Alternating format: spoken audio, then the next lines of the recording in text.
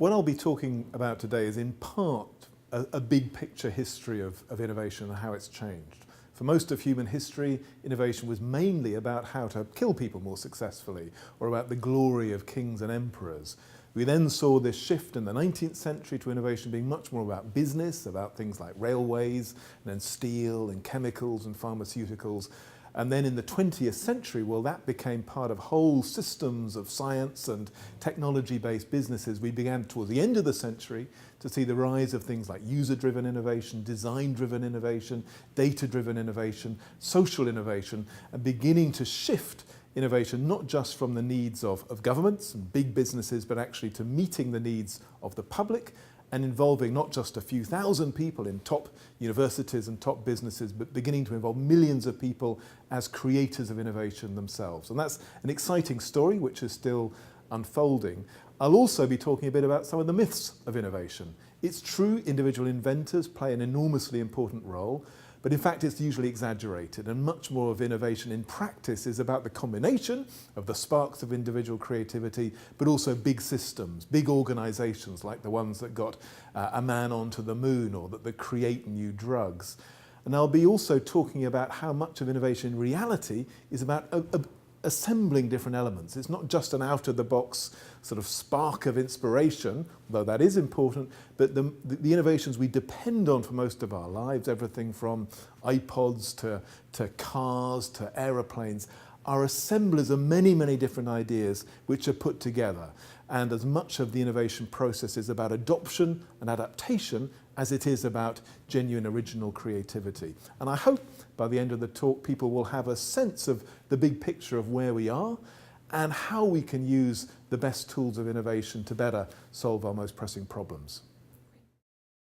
So here goes a very, very brief history of innovation, and I'm going to begin right at the beginning. Blake's picture, God created the world in 6 days, then made humans in his image, therefore as creators. And humans are incredibly creative beings.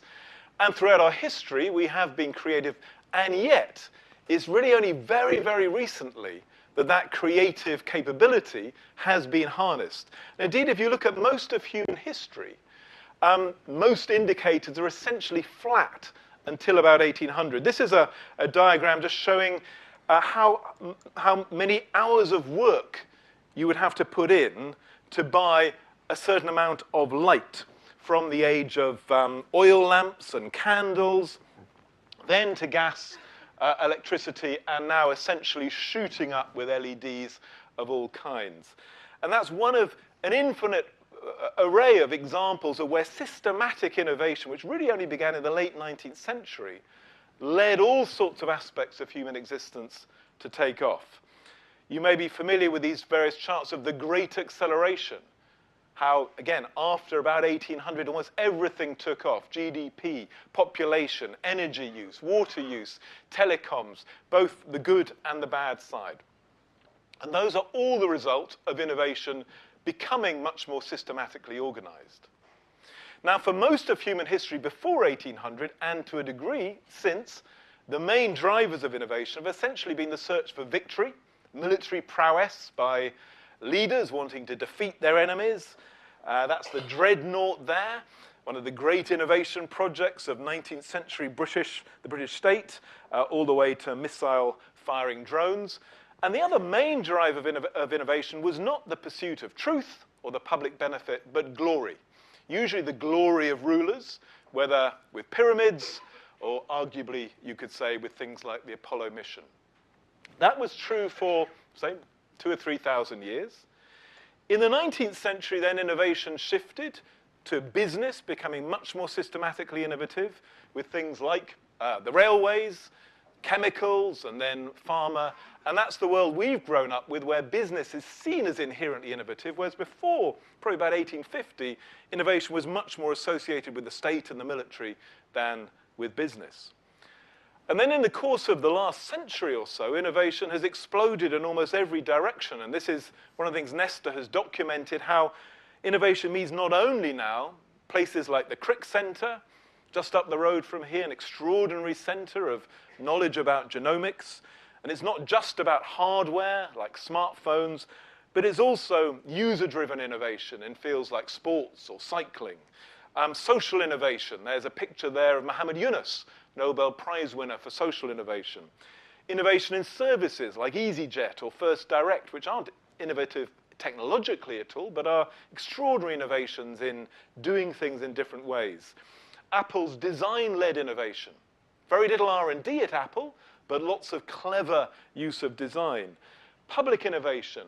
That's a picture of India's Aadhaar ID card, which has now reached over 1 billion people with a biometric identity. Frugal innovation, also being championed in India.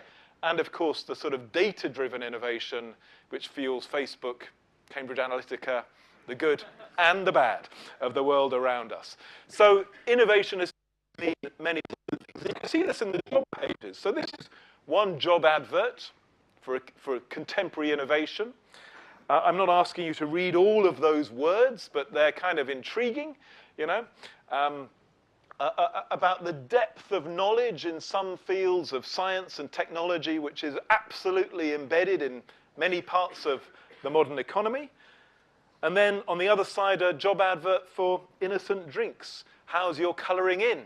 So creativity, imagination, almost an opposite sort of spirit to the one on the left.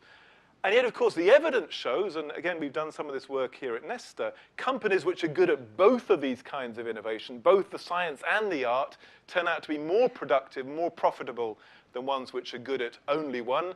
And all of those are, in turn, more productive and profitable than the ones which don't do innovation at all. So that's the world we're now in, very different from the world of 200 years ago, and as I hope I'll show, taking off in all sorts of extraordinary ways.